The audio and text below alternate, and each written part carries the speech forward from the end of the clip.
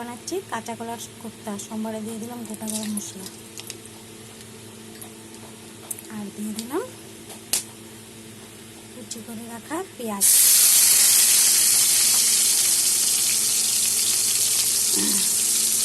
কুচি করে রাখা পেঁয়াজ দিয়ে দিলাম।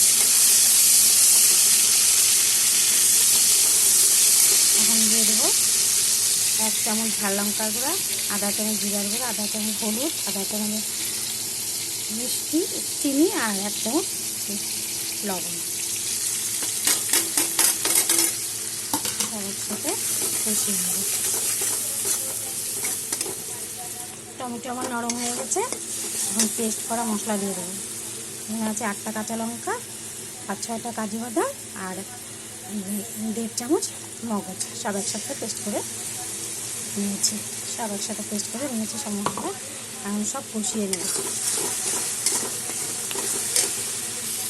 মশলা আমার কষানো হয়ে গেছে, সব কিছু অনেক মশলা থেকে তেল বেরিয়ে গেছে। এখন দিয়ে দিব জল পরিমাণ মতো। দিয়ে দিলাম জলটা ফুটে উঠলে কোপ্তাগুলো দিয়ে দেবো।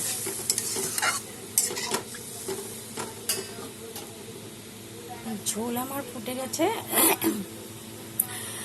কাঁচা কলার কোপ্তাগুলো এখন দিয়ে দেবো। তরকারিটা কিন্তু একটু সাদা সাদা হবে, কেন কাজু বাদাম দিয়েছি, মগজ বাটা দিয়েছি না।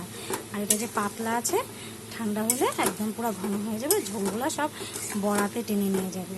তো কোপ্তাটা বানানো দেখানো হয় না, রেসিপিটা অনেক বড় হয়ে যাবে, তাই বলে দিচ্ছি। 3টা কাঁচা কলা নিয়েছি, আর একটা বড় সাইজে আলু নিয়েছি। সব একসাথে সিদ্ধ করে নিয়েছি। সিদ্ধ করে মেখে ওটার মধ্যে বেসন হলুদ লবণে মেখে চটকিয়ে বড়া বানিয়ে ভেজে নিয়েছি। তোমরা এরকম করে বানাবে। দেখাতে পারলাম আমার ভিডিওটা অনেক বড় হয়ে যাবে। কাঁচা কলার কোপ্তা আমার হয়ে গেছে। এখন আমি পোস্তের মধ্যে দিয়ে দিলাম। সুন্দর গন্ধ হবে, খেতেও ভালো হবে। অসাধারণ একটা রেসিপি। তোমরা এরকম করে বানাবে, বানিয়ে খেয়ে বলবে কেমন হয়েছে। লাইক কমেন্ট শেয়ার করবে, আর সাবস্ক্রাইব করে পাশে থাকবে। Thank you.